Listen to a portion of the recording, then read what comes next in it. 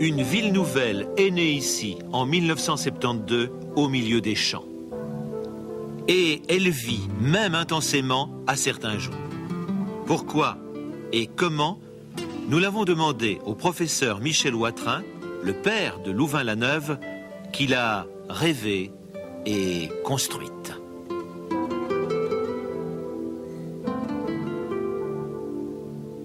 En 72, monsieur Watrin, c'était ça Louvain-la-Neuve. C'était vraiment comme ça, les vaches et des prés. Et de l'herbe. Et de l'herbe, ça nous change un petit peu. Je crois qu'il est bon de prendre un petit peu d'altitude pour mieux apprécier les problèmes. Et les temps héroïques, allez-y.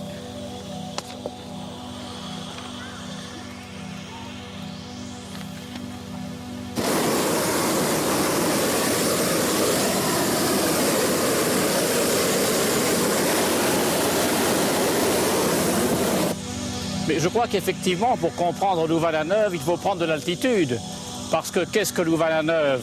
C'est d'abord l'université médiévale de 1425, avec bien sûr cette dimension supplémentaire, l'innovation que représente la ville pensée pour l'an 2000. Bien sûr, il a fallu trouver à se localiser quelque part ailleurs qu'à l'endroit où nous étions installés en 1425 en région d'expression néerlandaise.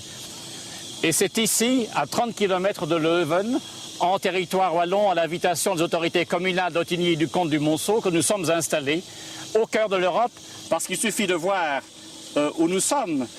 La Belgique, c'est quelque part au centre d'un triangle formé par Paris, France, London, Grande-Bretagne, Bonn, Allemagne. Bruxelles est au centre et Louvain-la-Neuve est simplement ce petit point à 30 km au sud-est de Bruxelles, capitale provisoire et prolongée de l'Europe. Qu'avons-nous voulu faire? D'abord, on le voit bien ici, installer une ville à la campagne. Nous sommes au milieu d'un espace vert assez extraordinaire, à travers des vastes plaines ondulées des Brabants wallons et les restants de la forêt de Soignes qui vient mourir jusqu'aux environs de Louvain-la-Neuve. Mais très important, lorsqu'on a voulu organiser la nouvelle implantation de l'université, au lieu de faire simplement un campus ghetto Tour d'Ivoire supplémentaire, on a rêvé de faire, et ceci avant mai 68, une petite ville, aussi normale que possible, mais qui fasse également place à l'université, de manière à assurer ce dialogue permanent entre les diverses disciplines, entre les professeurs et les étudiants, entre les populations plus normales et le monde universitaire. Parce que qu'est-ce que c'est que l'université? C'est comme la ville, un lieu de dialogue, le lieu d'échange entre les diverses disciplines du savoir humain. Nous souhaitons que l'étudiant ingénieur rencontre facilement au cœur de la ville l'étudiant économiste, que le juriste rencontre le philosophe. Et pour cela, il fallait un milieu urbain très dense, un milieu fait de petites ruelles, de places publiques où l'on se rencontre facilement pour deviser en oubliant l'agressivité qui est propre à l'automobiliste. Il y a pour l'ensemble de cette ville, tout d'abord un centre urbain, un cœur de ville où se situent les bâtiments principaux et les lieux de rencontre que sont les rues commerciales, les restaurants, les salles de réunion de divers types. Dans les 4 quartiers se trouvent éparpillés les bâtiments de l'université, mêlés dans la structure urbaine, comme c'est bien ce que l'on veut illustrer, cette intégration de la ville et de l'université. Nous commençons à percevoir à quel point les réseaux de communication qui nous relient au reste du pays, au reste du monde sont importants. L'autoroute Namur-Bruxelles. Et de l'autre côté de la vallée, nous trouvons la ligne de chemin de fer Bruxelles-Namur qui nous permettra de disposer également de la communication ferroviaire par la gare de chemin de fer souterraine au centre-ville.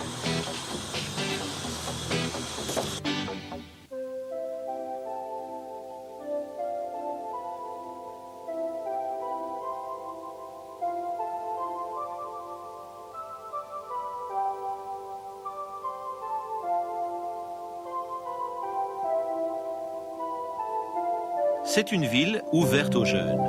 Une étudiante en psychologie fait découvrir Louvain-la-Neuve à son ami, un étudiant qui termine l'enseignement secondaire.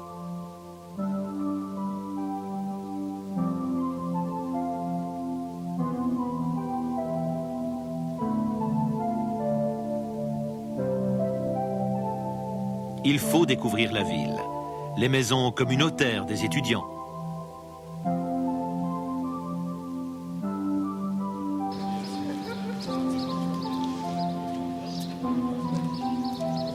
La bibliothèque des sciences.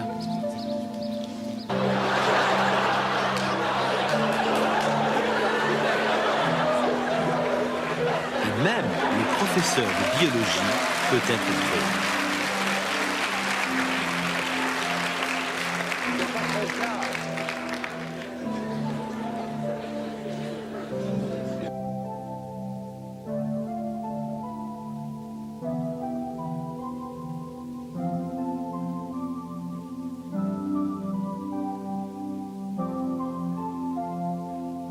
La ville universitaire est un lieu d'expression libre qui favorise les rencontres, le dialogue, l'amour, les contacts multiples.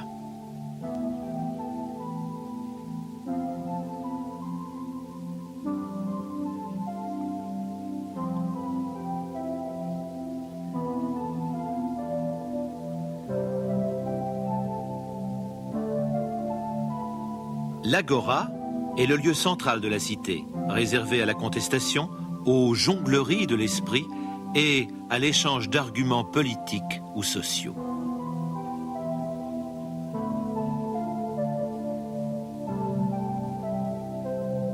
Sur les 900 hectares de terrain acquis par l'université, on a réservé 350 hectares à la ville elle-même, où on voit le cœur et la gare de chemin de fer, 200 hectares à la forêt, 150 hectares au parc scientifique où on accueille les entreprises d'intérêt industriel, illustrant ainsi la coopération entre la recherche fondamentale universitaire et la recherche appliquée d'intérêt industriel.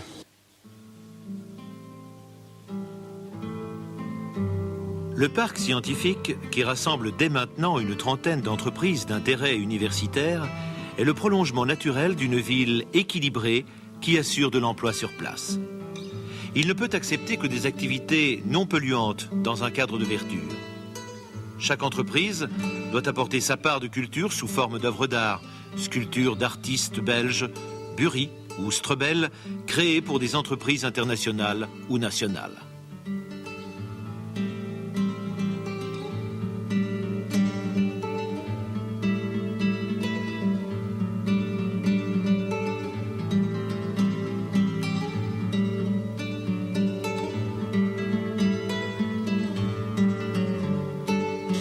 Nous abordons maintenant les extrémités de la ville et l'on voit qu'elle est clairement définie par un ring extérieur qui la limite du côté de la forêt au nord, du côté de la nationale de ce côté-ci.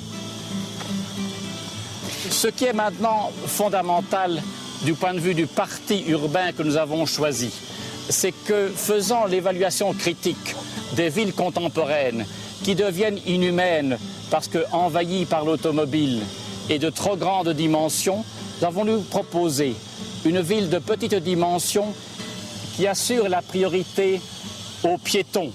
Et c'est pourquoi, au centre-ville, la vallée a été simplement bouchée par une grande dalle de béton, en dessous de laquelle se situe la circulation des trains, la circulation automobile, les parkings automobiles, de manière à réserver toute la surface noble aux piétons. On aperçoit mieux d'ici cette ville construite sur pilotis, avec toute la partie inférieure réservée aux circulations soit du chemin de fer, soit des automobiles.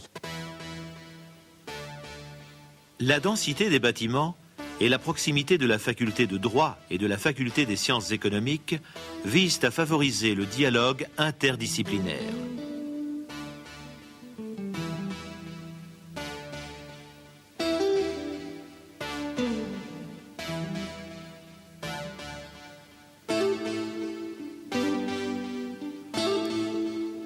Comme dans toute ville normale, à côté des magasins, des restaurants, on trouve enchâssé dans le tissu urbain le clocher de l'église. Le campanile, en forme de main jointe, a reçu ses cloches. L'église dédiée à saint François d'Assise, l'amoureux de la simplicité naturelle, a pris la forme d'une grande maison d'accueil. Le clocher se dresse à la verticale, par-dessus la houle des toits. Les bâtisseurs de Louvain-la-Neuve ont eu le souci de respecter les formes naturelles du terrain et les témoignages du passé. Le creux de la vallée appelait le miroir d'eau du lac à peine achevé. Ce large espace naturel compense la densité urbaine. La forêt est toujours présente à l'horizon, à 1 km au maximum, et proche des maisons d'étudiants.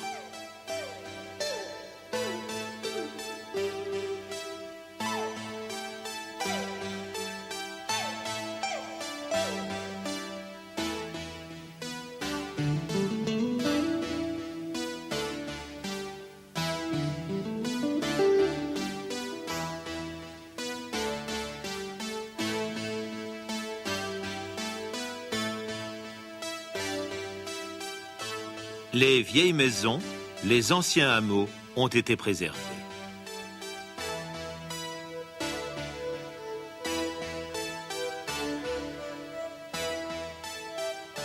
Deux fermes remontent historiquement au XVe siècle. Elles sont toujours habitées.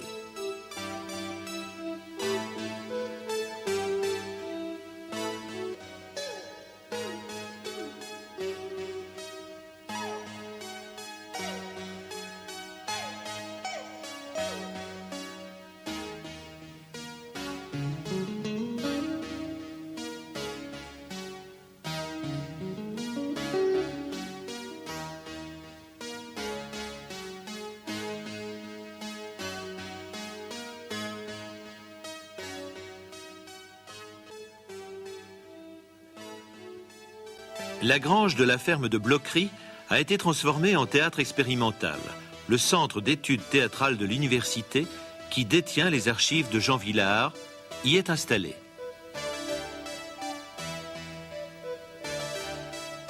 Le réseau scolaire est complet, depuis l'école gardienne jusqu'à l'université du troisième âge ou des aînés.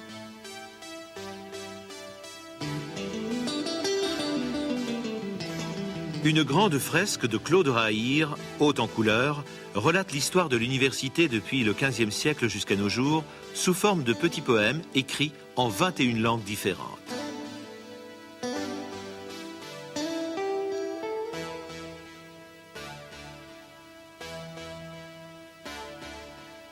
La gare souterraine est aussi un lieu réservé à la culture et à deux peintres. Une exposition permanente d'agrandissement des œuvres de Paul Delvaux, amoureux des gares, rend hommage au grand peintre, mais aussi au chef de gare honoraire de Louvain-la-Neuve.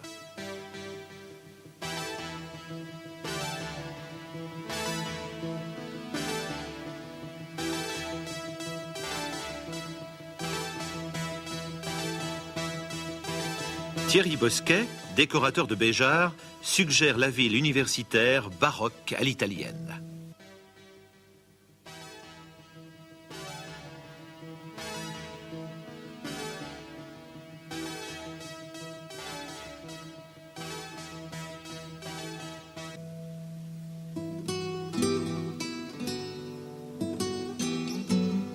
Le musée rattaché à l'Institut d'histoire de l'art sert à la formation des étudiants.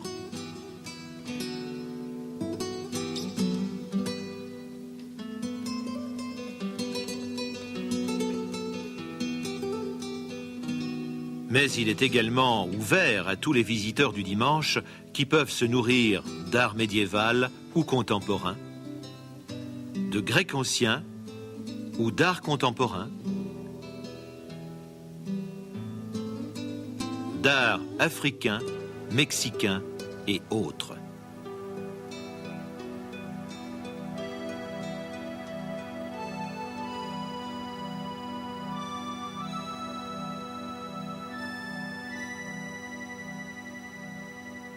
La ville est naturellement internationale, puisque des étudiants venant de plus de 100 pays différents y résident et contribuent à son animation culturelle et politique.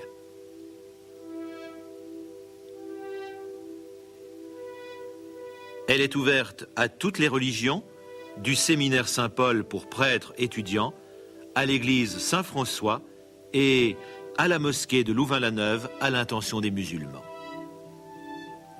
L'architecture se veut variée. Chaque bâtiment est confié à un architecte différent, mais la brique rose et l'ardoise dominent.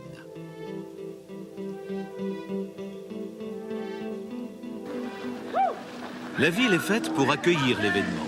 Les 24 heures cyclistes amènent des dizaines de milliers de visiteurs de toutes les universités belges. Les rues deviennent pour une nuit et un jour des terrains de sport et de prestations athlétiques ou folkloriques.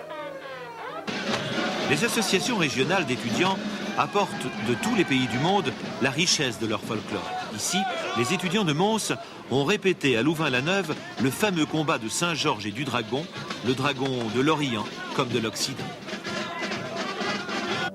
Louvain-la-Neuve reçoit la visite de personnages de qualité. Le roi, la famille royale, les ministres belges et étrangers, les prix Nobel.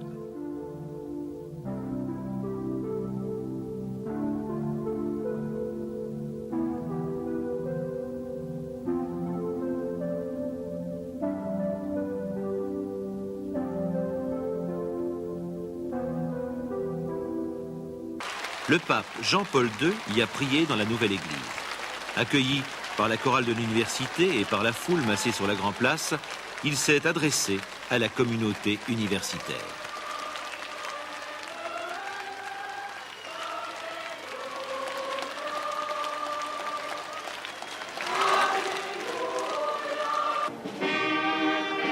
Le cortège académique de tradition centenaire est précédé par une fanfare d'étudiants musiciens amateurs.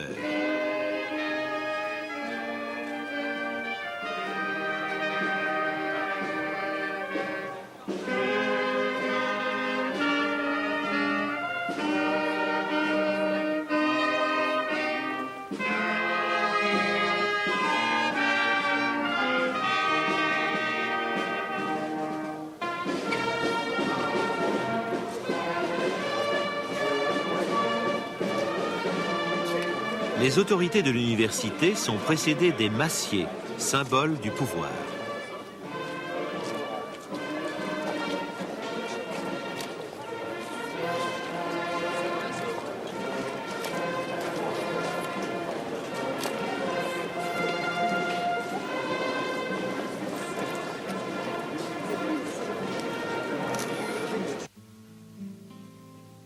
Toute ville bien équipée comporte des installations sportives. Mais ici, elles ont été localisées de manière à servir de lieu de rencontre et d'intégration entre la communauté des étudiants et les communautés des villes proches et de la région.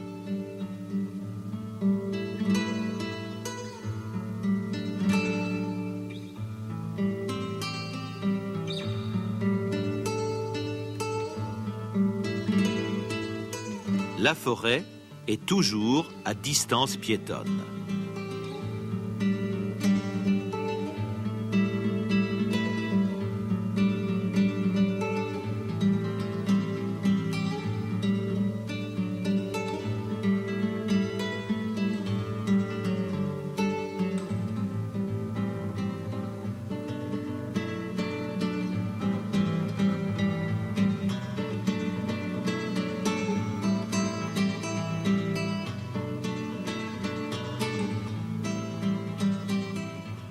On a dit de cette ville que l'enfant y était roi, au grand soulagement des mères. Ainsi, chacun, jeune ou vieux, progresse vers l'avenir. La ville, elle, n'oublie pas qu'elle a été pensée et fondée pour créer et communiquer le savoir.